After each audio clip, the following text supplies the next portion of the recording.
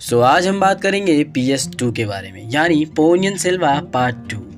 Part 1 को आए हुए अभी 1 साल भी नहीं हुए और इसकी पॉपुलैरिटी को देखते हुए मेकर्स ने फटाफट इसके सेकंड पार्ट को भी रिलीज कर दिया। मैं भी यहाँ कुछ फटाफट चीज़ें बता देता हूँ। अगर आपको PS1 की स्टोरी नहीं मालूम तो मेरे चैनल पे उसका एक वीडियो ऑलरेडी है, जाकर उसे ध्यान से सुन लीजिए ताकि आपको स्टोरी पता चल जाए। क्योंकि PS2 को अगर समझना है तो PS1 को एक बार जरूर देखना पड़ेगा, क्योंकि इसके कैरेक्टर और जगह के नाम बहुत सारे हैं जिससे लोग काफ़ी कन्फ्यूज हो जा रहे हैं। चैनल पर भी काफ़ी सारे कॉमेंट्स आ रहे हैं कि लोगों को स्टोरी समझ में आ रही है। एक्चुअली ये एक रिच हिस्ट्री है जिसे समझने के लिए थोड़ा वक्त देना पड़ेगा। PS2 की स्टोरी स्टार्टिंग करने से पहले PS1 का एक छोटा सा रिकैप दे रहा हूँ। कहानी चोल साम्राज्य के राजगद्दी के इर्द गिर्द घूमती है। इस राजगद्दी को पाने के लिए कई सारे षड्यंत्र और युद्ध चल रहे हैं। चोल साम्राज्य का राजा सुंदर चोल का बड़ा बेटा आदित्य करिकाल है, लेकिन कायदे के हिसाब से वो गद्दी मधुरांतकन देव की होनी चाहिए और इसी के लिए सारे महल के लोग उसका साथ दे रहे हैं।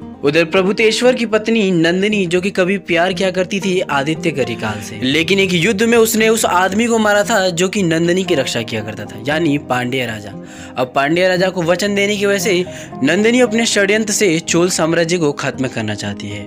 और यही हम आखिरी के सीन में देखते हैं कि नंदिनी की वजह से अरुण मोड़ी, जो कि वापस आ रहा अपने भाई से मिलने के लिए, वो समुद्र में खो जाता है, जिसे एक बुढ़िया बजाती है जो कि देखने में हूबहू नंदिनी जैसी दिखती है। अब इसके आगे की स्टोरी शुरू होती है PS2 यानी पोनियन सेल्वा पार्ट 2 में। उससे पहले आप सभी को दिल से थैंक यू कि आपने PS1 के वीडियो को काफी अच्छा रिस्पॉन्स दिया। चलिए वापस कहानी पे आते हैं। कहानी की शुरुआत होती है नंदिनी और आदित्य करिकालम की उस टाइम से जब ये दोनों एक दूसरे से बेहद प्यार किया करते थे। किसी वजह से हम देखते हैं कि यहाँ से नंदिनी को जाना पड़ता है।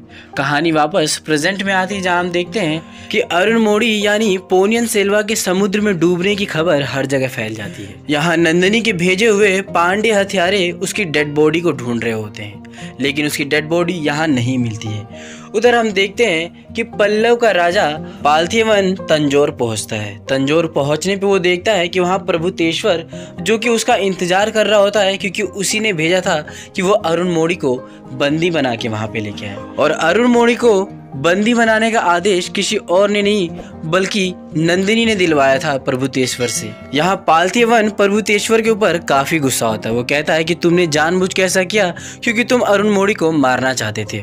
अब वो समुद्र में डूब चुका है और मर गया है। ये बात सुनकर वो काफी परेशान हो जाता है, क्योंकि वो असल में ऐसा बिल्कुल भी नहीं चाहता था। यहाँ नंदिनी को शक होता है क्योंकि अरुण मोड़ी की अभी लाश नहीं मिली, तो उसे लगता है कि वो अभी भी जिंदा है। अब पार्थिवन को वापस जाना होता है आदित्य करिकाल के पास, क्योंकि वो उसका दोस्त है। वो उसे ये सारी चीजें बताना चाहता है, पर यहाँ नंदिनी उसके कान भर देती है। वो एक षड्यंत्र रचती है और वो कहती है कि आदित्य करिकाल से बोलना कि चोल साम्राज्य को खत्म करने का यहाँ बहुत ही बड़ा षड्यंत्र चल रहा है। नंदिनी का भोला भाला चेहरा देख के पार्थिवन उसकी बातों में आ जाता है। उधर हम देखते हैं मधुरांतकन देव, जो कि अरुण मोड़ी के मरने से काफी खुश होता है।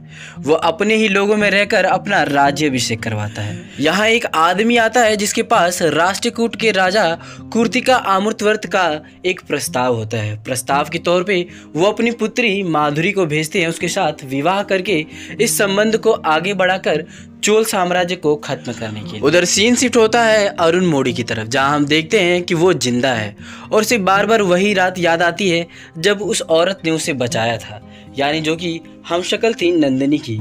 यहाँ उसके साथ वंथिया तेवन और पूर्णिमा भी है।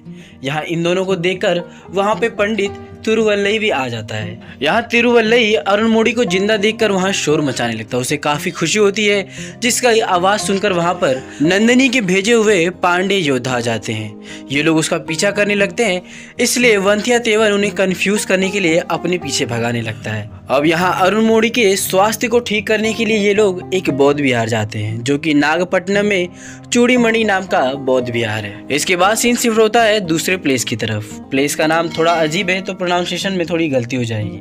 प्लेस का नाम है कुरकुरुथई, जहां आदित्य करिकाल युद्ध के लिए बैठा हुआ है। वो अपने भाई का भी इंतजार कर रहा है।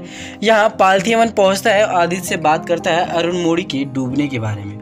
वो उसे बताता है कि वो नहीं बचा है। ये सुन के आदित्य पूरी तरीके से टूट जाता है। यहाँ पार्थिवन अपने और नंदिनी के बीच हुए सारी बातें बताता है। वो बताता है कि नंदिनी ने उसे बताया है कि उसके भाई अरुण मोड़ी को मारने वाला कोई और नहीं बल्कि पांड्य हत्यारे हैं। ये बात सुनकर आदित्य उसे बताता है कि पांडे हत्यारे नंदिनी से मिले हुए हैं। ये बात सुन के वो उसकी बातों पे विश्वास नहीं कहता है। यहाँ पार्थिवन आदित्य करिकाल को बताता है कि नंदिनी तुमसे कडम्बुर में मिलना चाहती है। ये बात सुन के आदित्य करिकाल उससे मिलने के लिए तैयार हो जाता है। उधर हम देखते हैं नंदिनी, जिसके हाथ में आदित्य करिकाल की दी हुई एक मुद्रिका है जो उसे याद दिलाती रहती है कि उसे आदित्य करिकाल से बदला लेना है। इधर नंदिनी सीधे पहुंच जाती है पांडे के हथियारों से मिलने के लिए, क्योंकि उन लोगों ने वंतिया तेवन को पकड़ रखा था। इधर नंदिनी और पांडे हथियार का मेन लीडर दोनों प्लान कर रहे होते हैं कि वो पूर्णिमा के दिन चोल साम्राज्य के तीनों राजाओं को मारकर चोल डायनेस्टी को हमेशा के लिए खत्म कर देंगे, क्योंकि नंदिनी ने अपने रक्षक यानी महावीर पांड्या को वादा किया था कि वो उसके बेटे का ध्यान रखेगी, पर आदित्य करिकाल ने उसे मार दिया। इस वजह से नंदिनी उससे खफा है और वो उसका बदला उससे लेना चाहती है। यहाँ वो वंतिया तेवन को जगाते हैं और पूछते हैं कि अरुण मोड़ी कहाँ पे हैं, लेकिन वंतिया तेवन उन्हें कुछ भी नहीं बताता है। वंतिया तेवन की बात से नंदिनी और पांडे के हथियारों को ये यकीन हो जाता है कि अरुण मोड़ी अभी भी जिंदा है। यहाँ वो नंदिनी को बताता है कि मैं तुम्हारे बारे में कोई राज जानता हूँ, इसलिए नंदिनी उन सभी को वहाँ से जाने को कहती है और उससे पूछती है कि वो उसके बारे में क्या जानता है। यहाँ वो बताता है कि मैंने सिंघला के वनों में वन की रानी को देखा जो कि हुबहू तुम्हारी जैसी दिखती है, लेकिन वो बूढ़ी है इसलिए उसके बाल सफ़ेद हैं और वो बोल नहीं सकती। ये बात सुनने के बाद नंदिनी थोड़ी असमंजस हो जाती है, क्योंकि वो उसे शायद जानती है, इसलिए उसे बोलती है कि अगर वो दोबारा उसे दिखे तो वो उसे उसके पास ले आए। अब नंदिनी के और बाकी के लोगों के वहाँ से जाने के बाद वहाँ पे पंडित तिरुवल्लई आता है, जो कि वंतिया तेवन की जान बचाता है और वंतिया तेवन उसे बोलता है कि वो यहाँ से सीधे कुंदवई से मिलने के लिए जाएगा। और वो पंडित तिरुवल्लई को बोलता है कि वो सीधे आदित्य करिकाल के पास जाए और वो उसके भाई के जिंदा होने के शुभ समाचार उसे बताए। ये दोनों यहाँ अपने अपने रास्ते में निकल जाते हैं। वंतिया तेवन एक सेना के बीच में घुस जाता है जो कि मधुरांतकन की है, जो कि अपने माँ से मिलने के लिए उस जगह जा रहा है जहाँ पे कुंदवई रहती है और उसके पिता सुंदरवन रहते हैं।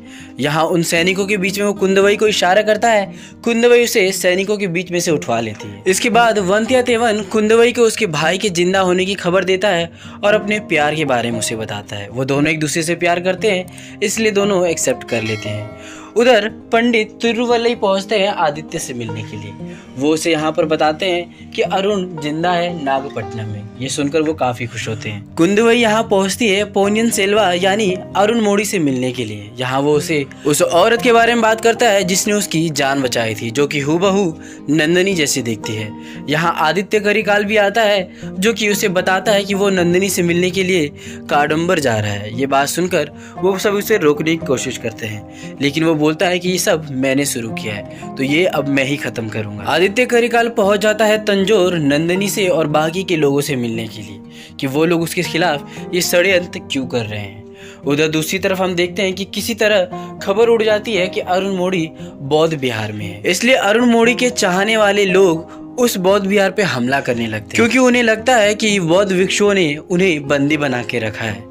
ये बात जानकर अरुण मोड़ी उन्हें शांत कराने के लिए बाहर आते हैं। इस वजह से ये बात पहुंच जाती है सीधे पांडे के हत्यारों के पास। वो सभी नकली बौद्ध भिक्षु का रूप लेकर उसके ऊपर हमला करने की कोशिश करते हैं, लेकिन यहाँ वंतिया तेवन बहुत ही तेज होता है, वो हर हमले से उसे बचा लेता है। इधर कुंदवई अपने महल पहुंच जाती है, जहाँ वो अपने पिता सुंदर चोल से पूछती है नंदिनी के बारे में। वो उसे बताती है कि अरुण मोड़ी को बचाने वाली एक औरत है जो कि नंदिनी जैसी दिखती है। ये बात सुनकर सुंदर चोल की जुबान पे एक नाम आता है, जो नाम होता है मंदाकिनी का।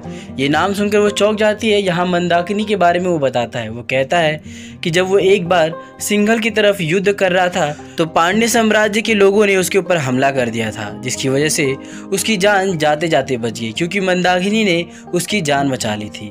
जब चोल साम्राज्य उसे बचाने के लिए आया तो वो मंदाकिनी को अपने साथ ले जाना चाहता था, लेकिन समुद्र में डूबकर खो गई वो। इस वजह से वो उसे नहीं ले जा पाया। अगर वो उस दिन नहीं खोती तो आज वो उसकी रानी होती। ये बात सुनकर कुंदवई को लगता है कि उसके पिता सुंदर चोल ने उसे झूठ बोला है। नंदिनी उनकी बेटी है, इसीलिए उन्होंने आदित्य करिकाल और नंदिनी को एक नहीं होने दिया, क्योंकि वो रिश्ते में उन सभी की बहन लगती है। ये बात सुनकर सुंदर चोल उसे रोकने की कोशिश करते हैं कि ऐसा कुछ भी नहीं है, लेकिन कुंदवई अपने पिता की बातों पे विश्वास नहीं करती है।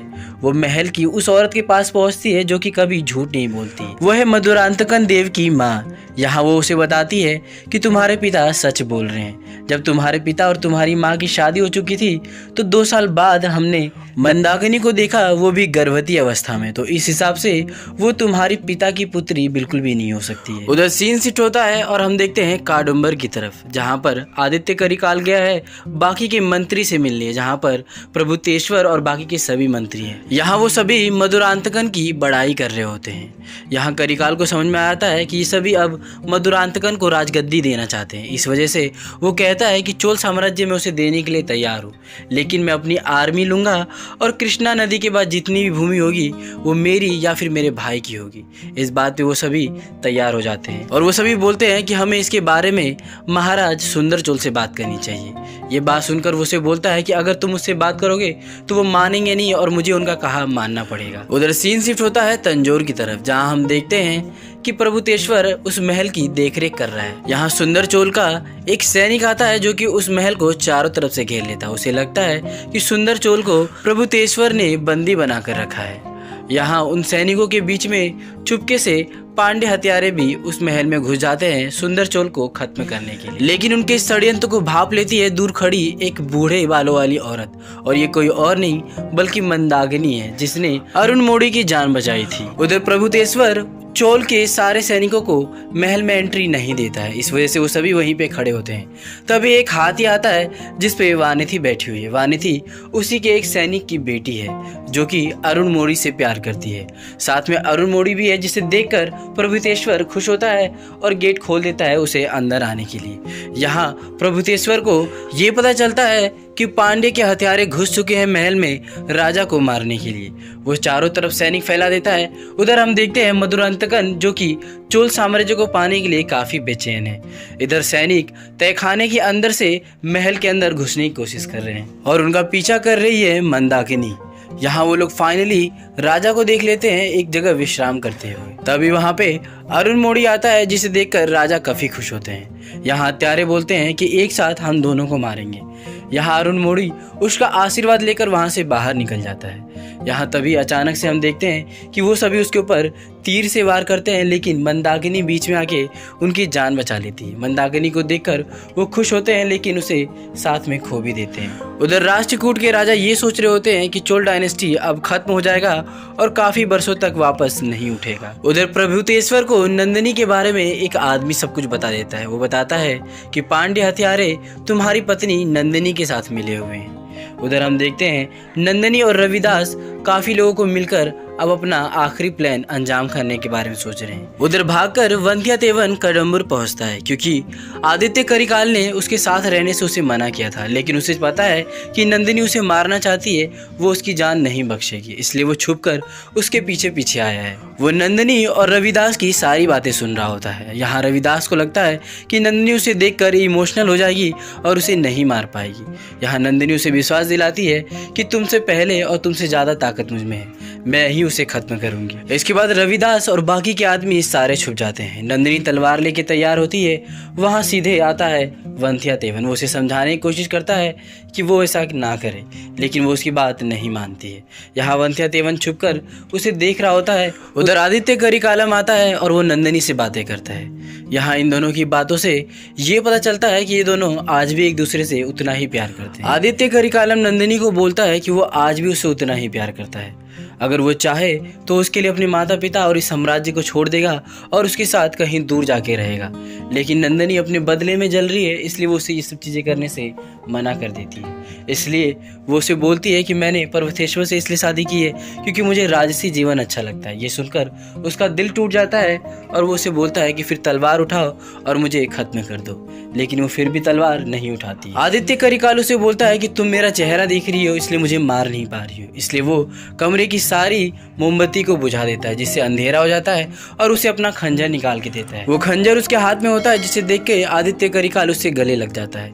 गले लगते ही वो खंजर उसे जख्मी कर देता है, जिसके बाद करिकाल वहीं पर गिर जाता है। ये देखकर नंदिनी रोने लगती है और नंदिनी को वहां पर रविदास आकर ले जाता है। इधर आदित्य करिकाल की जान बचाने के लिए वंध्यादेवन बाहर आता है। वो उसकी डेड बॉडी को लेकर बाहर आता है, जिसे चोल साम्राज्य के सैनिक देखते हैं तो उन्हें लगता है कि उसी ने उसे मार दिया है। उधर आदित्य करिकाल की लाश सुंदर चोल और उसका भाई अरुण मोड़ी देखकर टूट जाते हैं। यहाँ उसका अंतिम संस्कार होता है।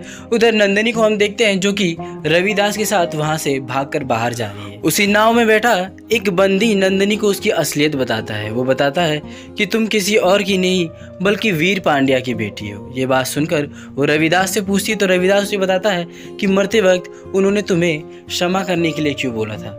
ये बात सुनकर नंदिनी समझ जाती है कि उसने बहुत बड़ी गलती कर दी, कि जिस आदमी ने उसे निस्वार्थ प्यार किया उसी को उसने जान से मार दिया। इस वजह से नंदिनी काफी गिल्ट फील करती है। उधर हम देखते हैं आदित्य करिकाल के मरने की वजह से उसका दोस्त पार्थिवन राष्ट्रकूट के साथ अपना हाथ मिला रहा है, ताकि वो अपने दोस्त के मौत का बदला ले सके उसी के भाई और पिता अरुण मोड़ी और सुंदर चोल से। इधर युद्ध की बात मधुरंतकान देव को पता चलता है तो वो अरुण मोड़ी के साथ हो जाता है और इस युद्ध को लड़ता है। युद्ध जीतने के बाद अरुण मोड़ी सुंदर चोल का असली हकदार यानी मधुरंतकन को वो साम्राज्य सौंप देता है। उधर हम देखते हैं नंदिनी, जिसने अपने ही प्रेमी आदित्य करिकाल को मारा, इस वजह से वो काफी गिल्ट में है। इस वजह से वो अपने आप को खत्म करने के लिए जल समाधि ले लेती है और वो ये प्रॉमिस करती है कि वो इस पाप और इस कर्ज को उतारने के लिए अगला जन्म लेगी। उधर वंध्यादेवन को इन लोगों ने बंदी बना रखा था, लेकिन उसकी सच्चाई सभी को मालूम है कि आदित्य करिकालम के लिए वो काम किया करता था तो वो उसे मार नहीं सकता था। लेकिन उसकी गलती ये है कि आदित्य करिकालम के मना करने के बाद वो उस जगह पे उपस्थित था जहां उसे नहीं होना चाहिए, लेकिन युद्ध में साथ देने की वजह से उसे क्षमा कर दिया जाता है। अब इसके बाद 14 वर्ष बीतने के बाद मधुरांतकन की मृत्यु हो जाती है, जिसके पश्चात पोनियन सेल्वा यानी अरुण मोड़ी को तंजौर का राज्यपाट सौंप दिया जाता है, जिसके बाद वो रविदास और पांडे के हथवारों को पकड़वा के उन्हें दंडित करते हैं। अब यहीं पे इस फिल्म की एंडिंग हो जाती है। सो आपको इस मूवी की स्टोरी और मेरा एक्सप्लेनेशन कैसा लगा प्लीज़ कमेंट करें, वीडियो को लाइक करें और चैनल को ज़रूर सब्सक्राइब करें।